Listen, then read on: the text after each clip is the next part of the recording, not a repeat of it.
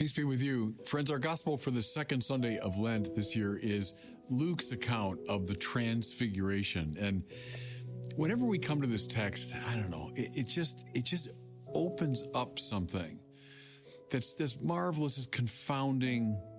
There's sort of an aching and a longing associated with this text, I always find.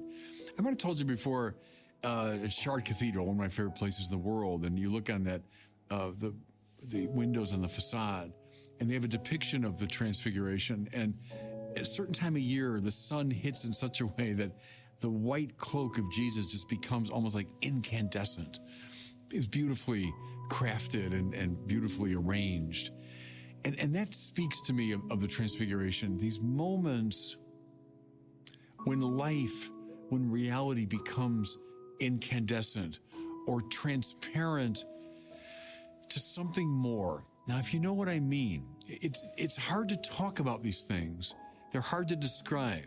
When in the course of your normal experience, you're going through your day and talking to people and seeing the things around you, but it might be that particularly gorgeous sunset. It might be that experience on the beach, the beauty of the waves. It might be something in a conversation that suddenly light breaks through, as it were from another world.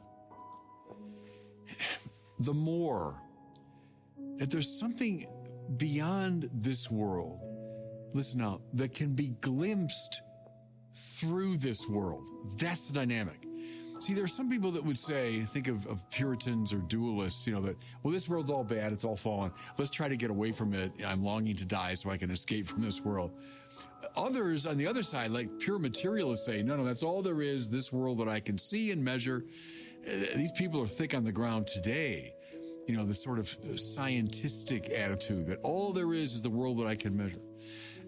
What I'm talking about is neither one of those. I'm talking about in our ordinary experience of people, of nature, of our own lives, suddenly, often unexpectedly, the more becomes apparent. The deeper dimension, this brighter light that isn't normally seen, but on occasion flashes forth. Sometimes the philosophers talk about limit experiences. It means you've come to some height or depth, maybe. It could be a height of joy, it could be a depth of suffering, but you've come to a limit of human life. And at those limits, you begin to glimpse something that lies beyond them. Here's an image that's helped me a little bit. Is imagine there's a fish, and it's just, of course, spent his entire life in the lake underwater, and the fisherman catches it and draws the fish up out of the water, and for the first time sees this world beyond the water, sees a brightness that had never imagined before. This space that was at the same time amazing and deeply frightening and unnerving. And then the fish, wriggles free, let's say, from the hook and goes back into the water. I'm driving it. There are moments in life that are like that I'm lifted up out of the ordinary, and I sense there's something more that lies beyond it. I think this has a lot to do with religion, with spirituality. Think of Meister Eckhart, the medieval Dominican mystic. He coined a term which has become an ordinary word in German and now in English, but he coined it. The word was Durchbruch. It means through break, literally, Durchbruch, breakthrough. That the other world, the higher world, breaks through sometimes into this world. Well, I think this is what the Bible is talking about when it says that God speaks to people. Yes, I do think some of the mystics really heard a literal voice, but more often than not, I think the divine voice is a symbol of this experience.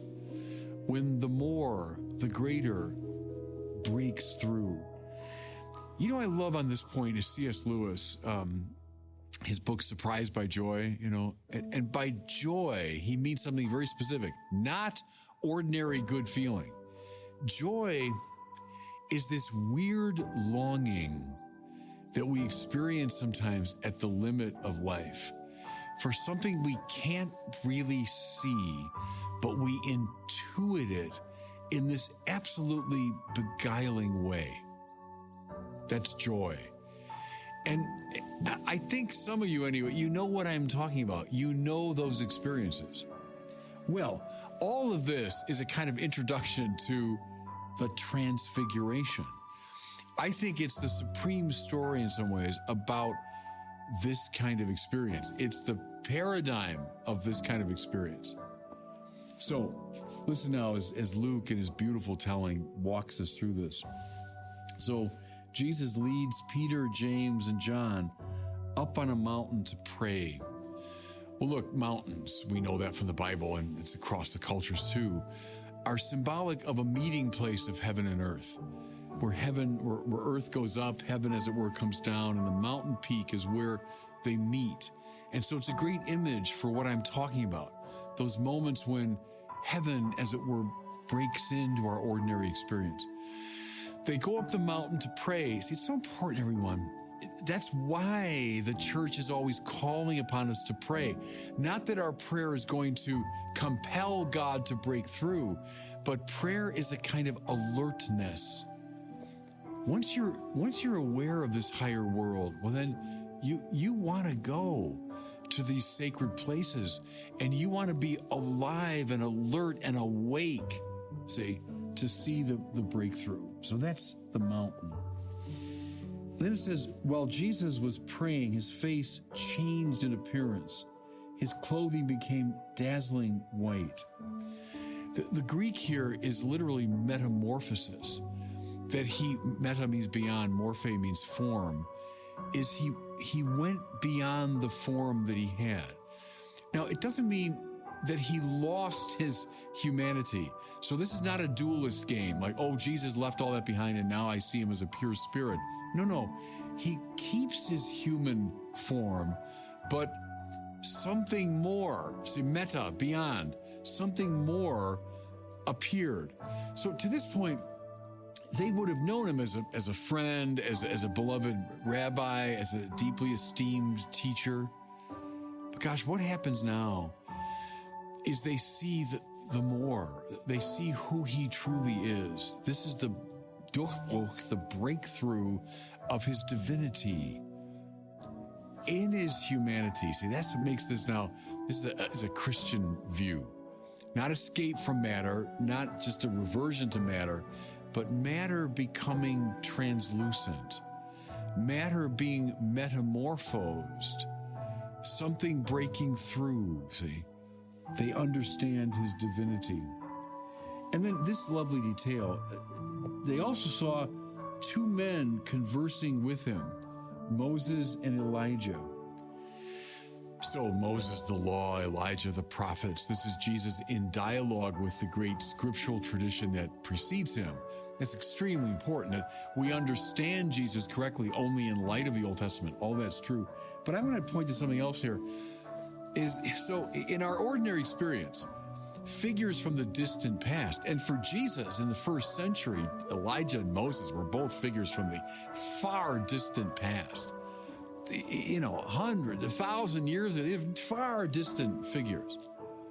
And yet, on this mountaintop during the Transfiguration, he's talking to Moses and Elijah as though they're friends and they're right there with him. See, that's a very powerful truth here, everybody, is when the more breaks through, we get access to the eternal realm. So the world that we move in ordinarily is a world of space and time. And time passes moment to moment, and then the past goes back, and the future is still out there. But eternity is not endless time. That's like a vampire's life or something, endless time. Eternity, as Aquinas says, is beyond time. The eternal is outside of time, and therefore inclusive of all time. if that makes sense. So I'm stuck in time now, meaning that I can't get to the past except through books and maybe videos of the past. I can't get to the future except by means of imagination and anticipation. But when the eternal breaks through, I'm lifted up into a realm that includes all of space and time. So I can be a contemporary of someone from the distant past. Think here in the Catholic spiritual life of our conversation with the saints. So I mean, in an ordinary framework, the saints, oh yeah, they lived a long time ago, and weren't they interesting and inspiring people? But if you experience the breakthrough, no, they're not just from the distant past. You can be right now in dialogue with the saints. You can ask for their help. You can ask for their intercession. So Jesus speaking to Moses and Elijah, isn't it wonderful too? At Mass, we purposely surround ourselves in our church buildings with images of the saints and the angels. Of course.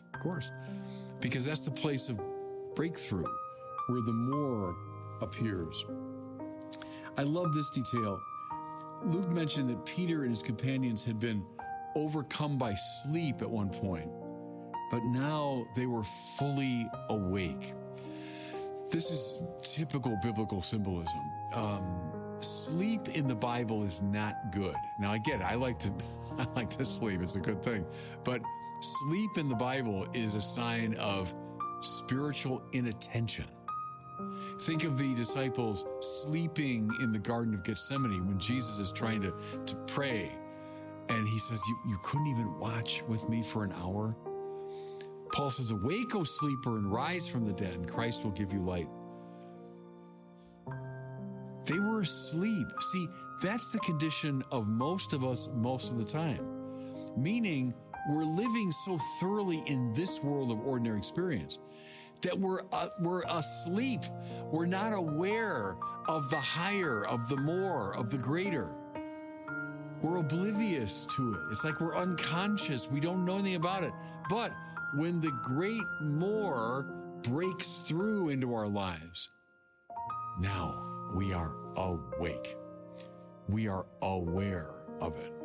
And again, that's what prayer is, everybody. That's what prayer is. It's being awake, wide awake, eyes wide open. Chesterton's comment that the statues outside of Chartres are not closed-eyed, they're open-eyed. They're looking, they're awake, they're alive. This is why, too, think of the great mystics who've had experiences of the other world in a very vivid way. Think of Bernadette of Lourdes. She wanted to go back to that spot. Nothing would stop her. She was awake, alive to a higher world, and that's where she wanted to go. And this is, of course, why Peter says, Master, it's good that we're here. Yeah. I get it. When you sense that higher world, that's it. You want it. But now here's the thing, and I'll close with this. And I know, I get it. Peter wants to stay on that mountain all the time. Bernadette wanted to stay at the grotto of Lourdes. Of course she did. And someday, everybody, on high in heaven, we will be with the angels and saints and able to stay there all the time, wide awake. But in God's mysterious providence, in this life, we glimpse this higher realm. We rejoice in it, but then we're sent back down the mountain. Now, why? So that we too can be radiant with this experience and share it with everybody we know. See, that's why Peter, James, and John, they don't stay on top of the mountain. They go down, but boy, they caught some of the light. They got some of this light, and they're now going to carry it to everyone they know. And see, here's the beautiful thing. I stand here today in the year 2025 as a Catholic bishop. Well, it's Peter, the first pope, Peter, the rock upon whom the church is built. I've got any sense of this reality because Peter came down the mountain. So when you experience this, love it, savor it, enjoy it. But then come down the mountain of Transfiguration for the benefit of the world. and God bless you.